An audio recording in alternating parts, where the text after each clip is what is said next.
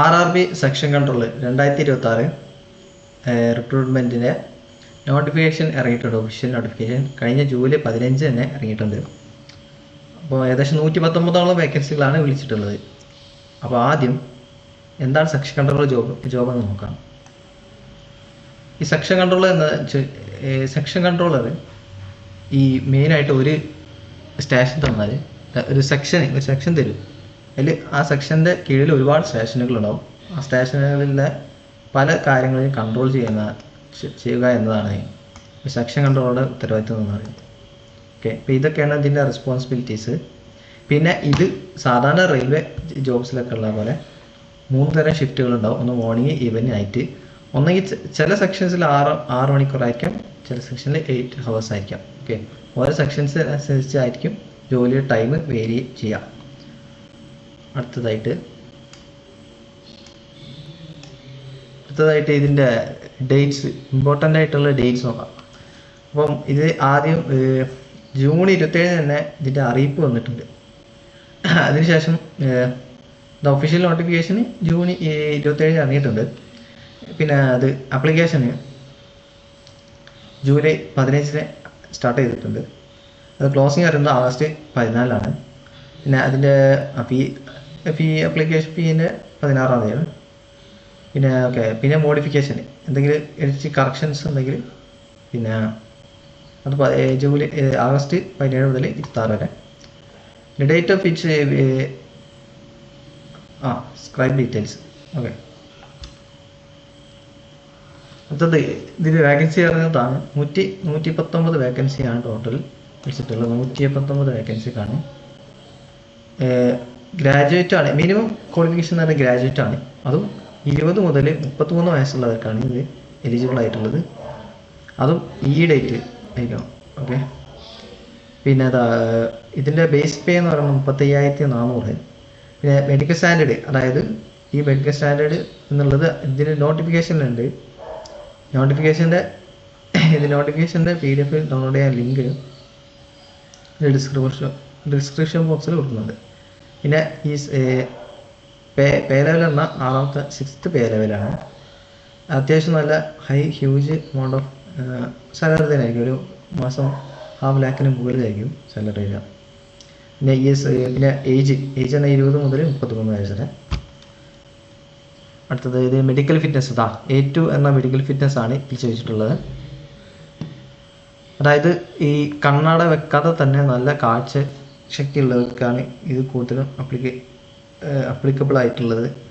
Medical fitness പ്രത്യേകം ശ്രദ്ധിക്കണം. Okay, അടുത്തത് ഇതിൻ്റെ ഇനി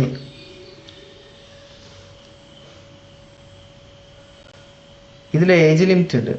അപ്പോൾ ഈ ഏജ് ലിമിറ്റിൽ ഈ OBC, SC, ST അതുപോലെ തന്നെ ഈ EWS, OBC, SC, ST ഇവർക്കൊക്കെ ഏജ് റിലാക്സേഷൻ ഉണ്ട്. അപ്പോൾ OBC ആണെങ്കിൽ 3 years, SST ആണെങ്കിൽ 5 years. പിന്നെ എക്സ് സർവീസ്മാൻ അവർക്കും ഉണ്ട്. ഓക്കെ, പിന്നെ PWD കാറ്റഗറീസിന്. ഓക്കെ, അടുത്തത് ഏറ്റവും പ്രധാനപ്പെട്ടതാണ് ഇതിൽ എക്സാമിനേഷൻ ഫീ. ഇത് എക്സാമിനേഷൻ ഫീ എന്ന് പറഞ്ഞാൽ 500 രൂപയാണ്. 500 ആണ്. സാധാ SSCക്കൊക്കെ SSC എക്സാംസിനൊക്കെ 100 ആണ് കൊടുക്കുക. ഫീസായിട്ട് വരാറ്. റെയിൽവേക്ക് 500 rupees ഫീസ് കൊടുക്കുക. 500 ആണ്. അതും ചില എക്സെപ്ഷൻ കേസ് ഉണ്ട്. ഫീമെയിൽസിനും അതുപോലെ തന്നെ SST അതുപോലെ ചില മൈനോറിറ്റി കമ്മ്യൂണിറ്റീസിനും EWS ഒക്കെ EBC എക്കണോമിക്കലി ബാക്ക്വേർഡ് ക്ലാസ് കേട്ടോ. EWS അല്ല, EBC. അത്രയ്ക്ക് ഈ 250 എന്തെങ്കിലും അടച്ചാൽ മതി. ആ 250 അടച്ചാൽ തന്നെ ഫുൾ റീഫണ്ട് കിട്ടും.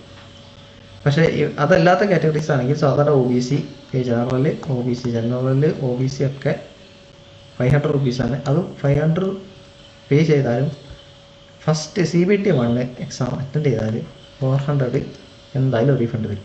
ഓക്കെ, അറ്റൻഡ് ചെയ്യാത്തവർക്ക് റീഫണ്ട് വരില്ല. അറ്റൻഡ് ചെയ്താൽ മാത്രമേ റീഫണ്ട് വരൂ. മറ്റൊന്ന്, ഇനി ഇതിന് ഓവറോൾ സിലബസ് എന്ന് പറയാം. ഈ എക്സാം ഓവറോൾ സിലബസ് 2 hours ആണ്. എക്സാമിൻ്റെ ഡ്യൂറേഷൻ എന്ന് പറഞ്ഞാൽ 2 hours ഡ്യൂറേഷന്. ടോട്ടൽ 100 questions ഉണ്ട്. പിന്നെ അത് 1/3 നെഗറ്റീവ് മാർക്ക്. ഓക്കെ, ദെൻ ഇത് മാർക്ക് കാൽക്കുലേറ്റ് ചെയ്യുന്ന റാങ്ക് ലിസ്റ്റിന് വേണ്ടി മാർക്ക് കാൽക്കുലേറ്റ് ചെയ്യുക നോർമലൈസേഷൻ വഴിയായിരിക്കും. ഇത് ഡയറക്റ്റ് മാർക്കല്ല, നോർമലൈസേഷൻ വഴി. ഇനി ഇതിൻ്റെ എക്സാമിൽ ടോട്ടൽ ഓവറോൾ സിലബസ് എന്ന് പറയുന്നത് analytical and mathematic capability 60 mark, logical capability 20, mental reasoning 20. ഇതിലെന്തില്ല? GK ഇല്ല.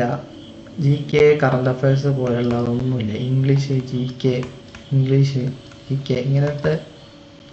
ഇങ്ങനെയുള്ള ഒരു സബ്ജക്ട്സും ഇതിലില്ല. അത് റെയിൽവേ എക്സാമിൻ്റെ പൊതുവെയുള്ള പ്രത്യേകത. പിന്നെ അടുത്തത്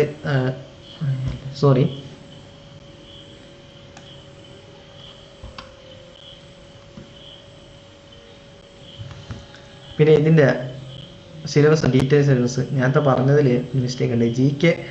GK ടോപ്പിക് എന്നത് ഈ സെക്ഷൻ കൺട്രോൾ ബുക്കിൽ GK ടോപ്പിക്കില്ല. അവിടെ ഇംഗ്ലീഷാണ് റെയിൽവേയിൽ അങ്ങനെ ഇല്ലാത്ത സബ്ജക്റ്റ്. ഇനി ഇതിൻ്റെ ഡീറ്റെയിൽ ആയിട്ടുള്ള സിലബസാണ് ഈ പറഞ്ഞതെല്ലാം. ഓക്കെ, പിന്നെ മിനിമം ക്വാളിഫിക്കേഷൻ മാർക്ക് പറഞ്ഞാൽ അത് നമ്മൾ വല്ലാണ്ട് മൈദാക്കാൻ ആവശ്യമില്ല. കാരണം കട്ട് ഓഫ് മാർക്ക് എന്തായാലും വരും. കടക്കുന്നവർക്ക് എന്തെങ്കിലും റാങ്ക് ലിസ്റ്റ് ചാൻസ് ഉള്ളൂ. പിന്നെ ഈ എക്സാം ഒന്ന് CBT എക്സാം ഉണ്ടാവും. ആ CBT എക്സാം കഴിഞ്ഞതിന് ശേഷം CBAT ഉണ്ടാവും. CBAT പറഞ്ഞാൽ അത് സൈക്കോമെട്രിക് ടെസ്റ്റാണ്. ഓക്കെ, അത് എങ്ങനെയാണ് എന്നുള്ളത് നമ്മൾ യൂട്യൂബിൽ സെർച്ച് ചെയ്താൽ കിട്ടും. CBTയിൽ നിന്ന് പാസ്സാകുന്നവർക്ക് CBATിലേക്ക് ടെസ്റ്റ് ഉണ്ട്. അങ്ങനെ CBATിൻ്റെ മാർക്ക് കൂട്ടിയിട്ടാണ് ഫൈനൽ റാങ്ക് ലിസ്റ്റ് ഇങ്ങനെ വരും. ഓക്കെ, അടുത്തത് ഇതാണ് സെക്ഷൻ വൈസ് വേക്കൻസി പറയുന്നത്. വളരെ കുറവാണ്, 119 വേക്കൻസി ഉണ്ടല്ലോ ഓൾ ഇന്ത്യ ലെവലിലുള്ളൂ. അതിൽ തന്നെ ഞാൻ സജസ്റ്റ് ചെയ്യുന്ന ഒരു സോണാണ് ബെസ്റ്റ് സോണ്. നമുക്ക് പ്രത്യേകിച്ച് നമ്മൾ മലയാളികൾക്ക് അപ്ലൈ ചെയ്യാൻ പറ്റിയ ഏറ്റവും ബെസ്റ്റ് സോൺ പറയുന്നത് ബാംഗ്ലൂരാണ്. ഞാൻ മനസ്സിലാക്കിയെടുത്തോളം ഏറ്റവും നല്ലത് ബാംഗ്ലൂർ സോണാണ്, ബെസ്റ്റ് സോൺ. ഓക്കെ,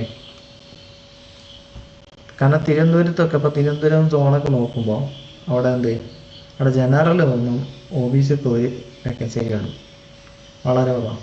അപ്പോൾ എന്നാൽ അതേസമയം ബാംഗ്ലൂർ നോക്കുമ്പോൾ ജനറൽ 4, SC ആണെങ്കിലും OBC ആണെങ്കിലും 2 വീതമുണ്ട്. ഓക്കെ, അപ്പം ഇവിടെ അതുപോലത്തെ എക്സ് സർവീസ് ആണ് ഒരാളുണ്ട്, ഒരു വേക്കൻസി. തിരുവനന്തപുരത്ത് അത് വളരെ കുറവാണ്. ബെസ്റ്റ് സോൺ ഞാൻ മനസ്സിലാക്കിയിടത്തോളം ബാംഗ്ലൂരാണ് ബെസ്റ്റ് സോൺ. ഓക്കെ, ഇനി ഏറ്റവും പ്രധാനപ്പെട്ട കാര്യമാണ് ഈ OBC NCL സർട്ടിഫിക്കറ്റ്. അതായത് ഈ എക്സാമിന് OBC റിസർവേഷൻ കിട്ടുകയാണെങ്കിൽ, അത് OBC NCL മാത്രമല്ല, വേണമെങ്കിൽ SC ST ഇതിൻ്റെയൊക്കെ റിസർവേഷൻ കിട്ടണമെങ്കിൽ നമ്മൾ ഈ ഡിസ്ട്രിക്ട് സൈറ്റിൽ പോയിട്ട് സർട്ടിഫിക്കറ്റ് അപ്ലൈ ചെയ്യാം. അതും ഈ 2026 ശേഷമുള്ള അപ്ലൈ ചെയ്ത് കിട്ടിയ സർട്ടിഫിക്കറ്റാണോ. പിന്നെ അതും ഈ അപ്ലിക്കേഷൻ്റെ ടൈമിൽ തന്നെ സബ്മിറ്റ് ചെയ്യണം. ആ സർട്ടിഫിക്കറ്റിന് അപ്ലൈ ചെയ്ത് ആ സർട്ടിഫിക്കറ്റ് വന്നതിന് ശേഷം അതിൻ്റെ നമ്പറായിരിക്കും നമ്മൾ അപ്ലിക്കേഷൻ ടൈമിൽ കൊടുക്കുക. അപ്പോൾ ഈ OBC NCL ആയാലും SC ST ആയാലും എന്തല്ലേ അതൊക്കെ ഈ ഡിസ്ട്രിക്റ്റ് എന്ന സൈറ്റുണ്ട്, www.edistrict എന്ന് പറയുന്ന സൈറ്റിൽ കയറിയിട്ട് എന്ത് ചെയ്യാം, കമ്മ്യൂണിറ്റി സർട്ടിഫിക്കറ്റ് അപ്ലൈ ചെയ്യാം. റിസർവേഷൻ അവൈലബിൾ ആവുമല്ലോ. അതും നമ്മൾ എക്സാം അപ്ലൈ ചെയ്യുന്നതിന് മുമ്പായിട്ട് തന്നെ ആ സർട്ടിഫിക്കറ്റ് കിട്ടിയിരിക്കണം. ഓക്കെ.